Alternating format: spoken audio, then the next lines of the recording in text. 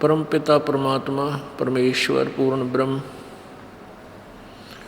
अनंत कोटि ब्रह्मांड के रचनहार कबीर देव कबीर साहब अल्लाहु अकबर, उस परमेश्वर की असीम कृपा से इस घोर कलयुग में ये सत्संग प्रारंभ हुए। उसी परमेश्वर की कृपा से ही ये सत्संग, ये सत विचार, यथार्थ ज्ञान आप जी तक पहुंच रहा है। इस पूरी पृथ्वी के ऊपर इस 21 ब्रह्मांड में कोई भी सत्संग नहीं करता। सभी के पास कुसंग है, शास्त्र विरुद्ध ज्ञान है, यथार्थ भक्ति से वो परिचित नहीं है, यथार्थ ज्ञान से भी वो लोग परिचित नहीं है। परमेश्वर की वाणी में कहा है कि भवन चतुर्दश, 3 लोक और भवन चतुर्दश कोई नहीं सत्संगी। पुण्यात्माओं, सत्संग शब्द ही हमें प्रमाणित करता है कि सत्य ज्ञान, सत्य वचन जो सब सद्ग्रंथों से मेल खाते हों, उस ज्ञान की जहाँ चर्चा होती है, उस ज्ञान का जहाँ प्रचार होता है, वो सत्संग है। और जहाँ यथार्थ ज्ञान प्रचार नहीं होता, वो सत्संग नहीं है। प्रारूप वैसा ही है, क्योंकि डुप्लीकेट और ओरिजिनल सभी मिलते जुलते ही होते हैं, लेकिन उनकी जो परख जानता है ओरिजिनल और डुप्लीकेट को, उसको बहुत अंतर नजर आता है। जैसे बूरा और नमक 2 कटोरियों में रखा हो, एक जैसे ही लगते हैं। आपको बूरा की चाह है और चम्मच भर लिया नमक का और मार लिया फांका, वो बूरा समझकर, तो आपका सारा ही टेस्ट खराब हो गया। ऐसे ही सभी सत्संग, सभी संत अच्छे लगते हैं, सिमिलर होते हैं, एक जैसे ही होते हैं, समांतर होते हैं। उनके वचन बहुत से मिलते जुलते भी होते हैं, लेकिन बूरा और नमक ही समझ लेना। उसको तो वही समझ सकता है जिसने बूरा खा रखी हो, फिर नमक का टेस्ट करे। और जहाँ देखे वहाँ नमक ही है, उसी को चाट रहे हैं, तो सभी ये सोच रहे हैं यही बूरा होगा। ऐसा नहीं है। दास ने तो ये शब्द बोला है कि 3 लोक और भवन चतुर्दश कोई नहीं सत्संगी, ये बहुत महत्व रखता है। पुण्यात्माओं, यदि इस ब्रह्मांड में, इन 21 ब्रह्मांडों में यदि यथार्थ ज्ञान होता तो परमेश्वर को यहाँ नहीं आना पड़ता। उस सर्वशक्तिमान सतलोक के वासी कबीर देव को, कबीर प्रभु को इस लोक में आने की आवश्यकता नहीं पड़ती। उस परमेश्वर को इसलिए आना पड़ता है कि इस काल के दूतों ने काल प्रेरणा से ज्ञान का अज्ञान बना रखा होता है।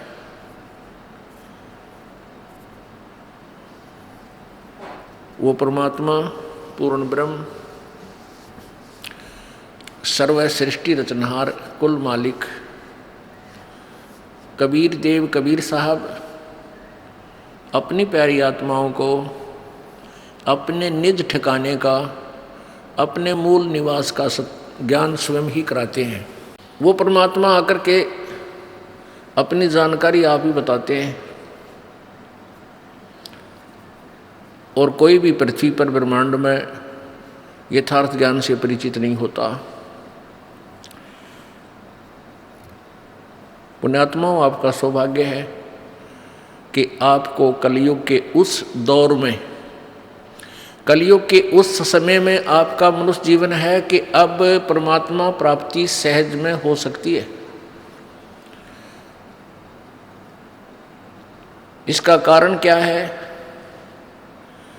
परमेश्वर कबीर जी अपने सत्यलोक से चलकर यहाँ रूपांतर करके आते हैं। इस काल को धोखा देते हैं, वो पहचान नहीं सकता कि ये पूर्ण परमात्मा है। यहाँ एक साधारण से मनुष्य का रूप धारण करके वो परमात्मा यहाँ प्रकट होते हैं।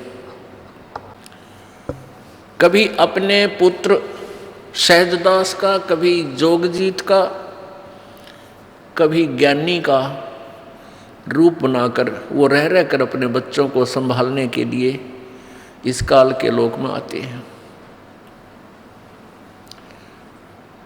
तो परमात्मा जब सर्वप्रथम रूपांतर करके अपने पुत्र सहजदास का रूप बना करके आए थे, जहाँ पर ये काल भगवान 1,00,000 प्राणियों का आहार करता है, वहाँ एक तपतशिला है, एक तवा होता है, जैसे अच्छा लंबा चौड़ा तवा हो, और वो अपने आप पत्थर की टुकड़ी है, अपने आप स्वतः गर्म रहती है, बहुत तेज गर्म रहती है। और ये काल 1,00,000 मानव शरीरधारी प्राणियों के सूक्ष्म शरीर को उस तपतशिला पर डालकर इनसे गंध निकालता है, इनको खूब अच्छी तरह गर्म करता है, और ये प्राणी वहाँ तड़फते हैं बुरी तरह उस तपतशिला के ऊपर। और इनके अंदर से सारे जीवन में जो इन्होंने स्थूल शरीर से जो विकार किए, कोई आहार किया, सुल्फा, तमाकू, शराब पी, वो सब अंश उस सूक्ष्म शरीर में डिपॉजिट होता है। उसको वहाँ गर्म करके जीव के सूक्ष्म शरीर से निकालता है, तड़फ जैसे बहुत बुरी तरह मेल्ट कर देता है, पिघला देता है उनके शरीरों को, बहुत बुरी तरह गर्म बहुत करता है। लेकिन जीव मरते नहीं, परेशान बहुत होते हैं, तो उनको बहुत ज़्यादा पीड़ा होती है और हाहाकार चिल्ला चिल्ला कर अचेत हो जाते हैं। और उनसे निकले हुए गंध को ये काल भगवान 21 ब्रह्मांड का स्वामी, जिसको ब्रह्म कहा जाता है, जिसको ज्योत स्वरूपी निरंजन भी कहते हैं, ये आहार करता है, उस गंध को खाता है। पुण्यात्माओं, यहाँ आप देख रहे हो, बकरा मार लिया, मुर्गा काट लिया, उसकी जान गई, तड़फ रहा है, और खाने वाला बनाकर उसको नमक मिर्च गिर के उंगलियां चाट रहा है, खुशी मना रहा है। ये सारा ही ऐसा व्यवहार है इस गंदे लोक में, अपने स्वार्थ के लिए जीव ना जाने के जुल्म कर डालता है। परमात्मा ने आकर यही बताया है कि जिस लोक में तुम रह रहे हो, ये रहने का ठिकाना नहीं है, ये बहुत ही गलत और गंदा स्थान है। यहाँ कोई भी व्यवहार ठीक नहीं है किसी भी प्राणी का। आप सतलोक में रहा करते थे, उसको छोड़कर आपने बहुत बड़ी भूल की है, उस गलती का सुधार कर लो और चलो वापस अपने सत्यलोक में, जहाँ कभी मृत्यु नहीं, कोई दुख नहीं, कोई कष्ट नहीं, कोई टेंशन नहीं, कोई रोग नहीं। लेकिन हम गलत ज्ञान से इतने रंगे जा चुके हैं, हम उन दंत कथाओं से, लोकवेद से इतने ओत प्रोत हो चुके हैं कि हम इस सत्य को स्वीकार करने को तैयार नहीं होते। यदि हम इस सत्य को स्वीकार कर लें तो मोक्ष में देरी नहीं है। मोक्ष तो सबसे आसान है, उसका तरीका मिलना कठिन है। उस तरीके पर, उस विधि पर विश्वास होना ही मुश्किल है, कठिन है। कठिन इसलिए है कि हमने गलत ज्ञान गढ़ा सुन रखा है। करोड़ों संत सब उल्ट ज्ञान दे रहे हैं और सबकी धारणाएं भिन्न भिन्न हैं, सबके कथन, सबके अपना अनुभव एक दूसरे से मेल नहीं खाता, उनका ज्ञान भी दूसरों से भिन्न है, भिन्न भिन्न पंथों के, और भिन्न होते हुए भी उनका यथार्थ ज्ञान नहीं है। तो जिस कारण से आप जी उन संतों के सुने हुए ज्ञान को सत्य मानकर पूर्ण रूप से आश्रित हो चुके हो। परमेश्वर कबीर जी ने उन तपस्शिला पर जल रहे प्राणियों की दुर्दशा को देखकर वहां खड़े हुए और कहा कि हे बच्चों, तुम सतलोक के वासी हो और आप इस गंदे लोक में अपनी गलती से फंस गए। परमात्मा परमेश्वर कबीर जी जब वहाँ आकर खड़े हुए उस तपस्शिला के ऊपर, तो सभी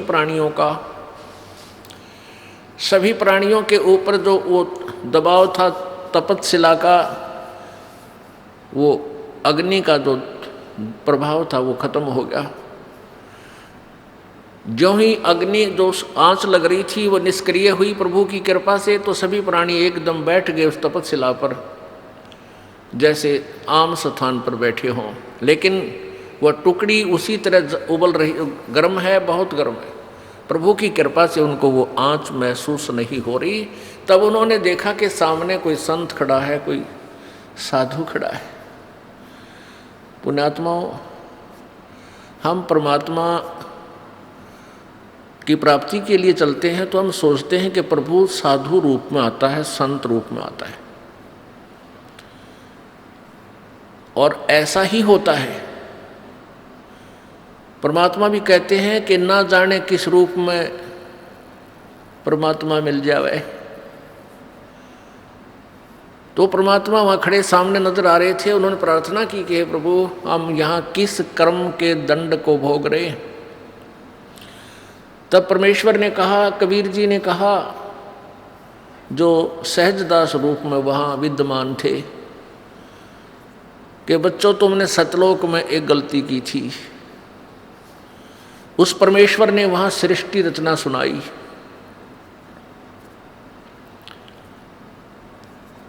उन्होंने बताया, परमेश्वर ने बताया कबीर जी ने, कि तुम सतलोक में रहा करते थे सभी, वहाँ कोई कष्ट नहीं था तुम्हारे को, ना मृत्यु थी, ना ये तपस्शिला का कष्ट था, ना कोई रोग था, ना कोई कोढ़ था, किसी चीज का अभाव नहीं था आप जी को। तुम अपनी गलती से यहाँ काल के जाल में फंस गए। मानव जीवन के कल्याणार्थ संपूर्ण आध्यात्मिक ज्ञान के रहस्यों को जानने के लिए अवश्य पढ़ें। जगत गुरु तत्वदर्शी संत रामपाल जी महाराज द्वारा लिखित पवित्र पुस्तकें ज्ञान गंगा, जीने की राह, गीता तेरा ज्ञान अमृत, अंधश्रद्धा भक्ति, खतराए जान बिल्कुल निःशुल्क मंगाएं। अपना नाम, पूरा पता हमें व्हाट्सएप करें। हमारा नंबर है 7496801825। जगत गुरु तत्वदर्शी संत रामपाल जी महाराज के मंगल प्रवचन अब प्रतिदिन सुनिए। MH1 श्रद्धा टीवी पर दोपहर 2 से 3 बजे, साधना टीवी पर शाम 7:30 से 8:30 बजे, ईश्वर टीवी पर रात 8:30 से 9:30 बजे।